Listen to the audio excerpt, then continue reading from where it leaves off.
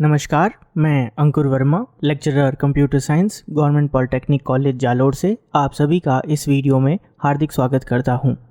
इस video series के part 1 में हमने देखा था कि क्लास सी के अंदर नंबर ऑफ सबनेट से रिलेटेड न्यूमेरिकल्स को कैसे सॉल्व किया जाता था। आज इस पार्ट 2 में हम देखेंगे कि जब क्लास सी में नंबर ऑफ होस्ट से रिलेटेड प्रॉब्लम्स हमारे सामने आती है तो उन न्यूमेरिकल्स का सल्यूशन कैसे किया जाता है।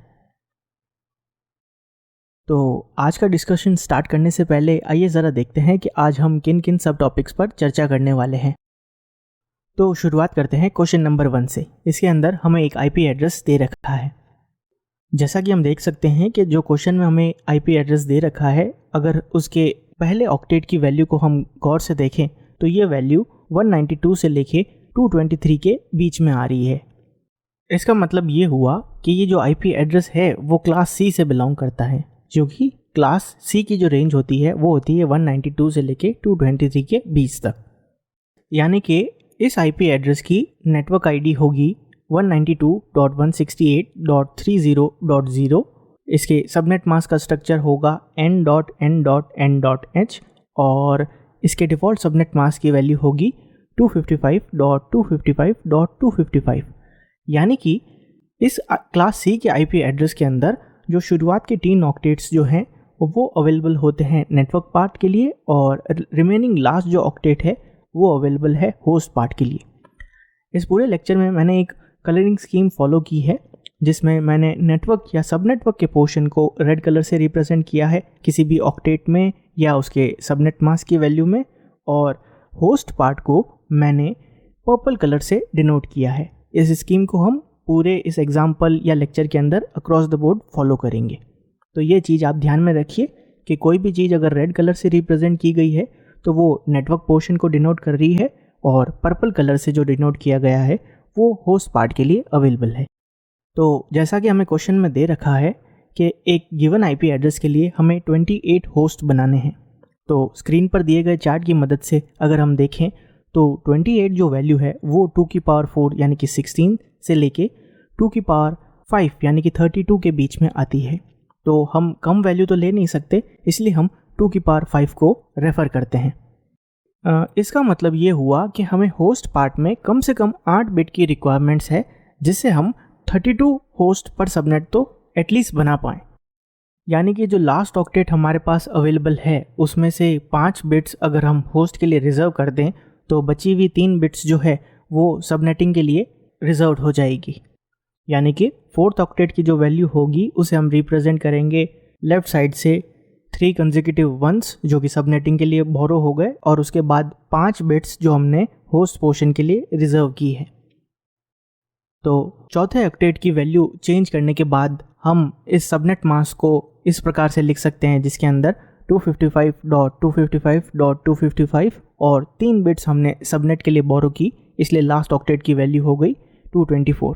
इस सबनेट मास्क को स्क्रीन पर दिए गए राइट साइड में चार्ट की मदद से हम बाइनरी में भी रिप्रेजेंट कर सकते हैं, जिसकी वैल्यू है पहले 3 ऑक्टेट्स में 8 टाइम्स कंसेक्यूटिव 1, उसके बाद डॉट, चौथे ऑक्टेट में जो वैल्यू हमने अभी कैलकुलेट की 5 बिट्स होस्ट पोर्शन में रिजर्व करने के बाद वो यानी कि 3 टाइम्स 1, उसके बाद 5 टाइम्स कंसेक्यूटिव ज़ीरोस, इस वैल्यू से रिप्रेजेंट करेंगे। इसका मतलब ये हुआ कि the number of bits that are reserved for subnetting which is n is equals to 3। हमने पिछले लेक्चर्स में देखा था कि नंबर ऑफ सबनेट्स निकालने का फॉर्मूला होता है 2 टू द पावर n। यहाँ पर हमारे n की वैल्यू है 3, यानी कि 2 to the power 3 equals to 8 subnets. हम टोटल 8 सबनेट्स इस अरेंजमेंट से बना सकते हैं। चूँकि 5 बिट्स हमने होस्ट के लिए रिजर्व किए थे, तो the number of bits that are used for host portion is equals to 5। तो h की वैल्यू यहाँ पर 5 से डिनोट की गई है। पिछले लेक्चर्स में हमने देखा था कि नंबर ऑफ वैलिड होस्ट पर सब नेटवर्क निकालने के लिए फॉर्मूला होता है 2 टू द पावर h-2। एक बात मैं यहाँ क्लियर करना चाहूँगा फिर से कि ये -2 हम इसलिए करते हैं क्योंकि किसी भी नेटवर्क या सब नेटवर्क के अंदर उस रेंज के पहले आईपी एड्रेस को हम उसकी नेटवर्क आईडी से डिनोट करते हैं। यानी कि वो जो आईपी एड्रेस होगा पहला किसी भी नेटवर्क का, वो उस पूरे नेटवर्क को डिनोट करता है, और जो लास्ट आईपी एड्रेस होता है वो ब्रॉडकास्टिंग पर्पस के लिए यूज़ होता है। यानी कि ये जो दोनों एड्रेसेस हैं उन्हें हम किसी भी मशीन या होस्ट को असाइन नहीं कर सकते। इसलिए हम जब भी सबनेटिंग करते हैं तो हर एक सबनेट में से हम ये 2 एड्रेसेस को सबट्रैक्ट कर देते हैं, जिससे हमारे पास number of valid host per subnet की वैल्यू कैलकुलेट हो जाती है। यहाँ पर हमारे h की वैल्यू है 5 यानी कि 2 to the power 5 minus 2 which is equals to 32 minus 2, यानी कि 30 वैलिड होस्ट पर सबनेट हमें अवेलेबल होंगे। इसका मतलब ये हुआ कि हमारे पास टोटल 8 सबनेट्स अवेलेबल है और पर सबनेट हमें 30 वैलिड होस्ट की कैपेसिटी मिल जाएगी। तो आइए बात करते हैं क्वेश्चन नंबर 2 की। इसमें हमें एक आईपी एड्रेस और एक सबनेट मास्क की वैल्यू दे रखी है। तो जैसा कि हम गिवन आईपी एड्रेस के पहले ऑक्टेट की वैल्यू देखें तो वो जो वैल्यू है 197 वो 192 से लेके 223 की रेंज के बीच में आती है। इसका मतलब ये हुआ कि ये आईपी एड्रेस भी क्लास सी से ही बिलोंग करता है, क्योंकि किसी भी आईपी एड्रेस के पहले ऑक्टेट की वैल्यू यदि 192 से 223 के बीच में होती है, इसका मतलब वो क्लास सी का आईपी एड्रेस होता है। अब चूंकि ये आईपी एड्रेस क्लास सी से बिलोंग करता है तो इसकी नेटवर्क आईडी होगी 197.21.30.0। इसके डिफ़ॉल्ट सबनेट मास्क का स्ट्रक्चर होगा n.n.n.h और इसके डिफ़ॉल्ट सबनेट मास्क की वैल्यू होगी 255.255.255.0, यानी कि पहले जो 3 ऑक्टेट्स हैं वो नेटवर्क पोर्शन के लिए रिजर्व्ड हैं और लास्ट का जो ऑक्टेट है सिर्फ वही ऑक्टेट होस्ट पार्ट के लिए अवेलेबल है। तो अब आइए देखते हैं क्वेश्चन में जो हमें सबनेट मास्क की वैल्यू दी गई है वो क्या है। वो है 255.255.255.252। ये जो वैल्यू है लास्ट ऑक्टेट की वो डिफ़ॉल्ट सबनेट मास्क से अलग है। तो क्वेश्चन में दी गई सबनेट मास्क की वैल्यू को स्क्रीन पर दिए गए चार्ट की मदद से हम बाइनरी की फॉर्म में भी रिप्रेजेंट कर सकते हैं। तो इस सबनेट मास्क की वैल्यू बाइनरी में होगी पहले 3 ऑक्टेट्स में 8 टाइम कंसेक्यूटिव वंस, उसके बाद में डॉट और शुरुआत के जो 6 बिट्स है वो 1 से रिप्रेजेंट होगी और लास्ट की जो 2 बिट्स है वो 0 से रिप्रेजेंट होगी 4th ऑक्टेट में, यानी कि 4th ऑक्टेट हमारा 252 वैल्यू को डिनोट कर रहा है।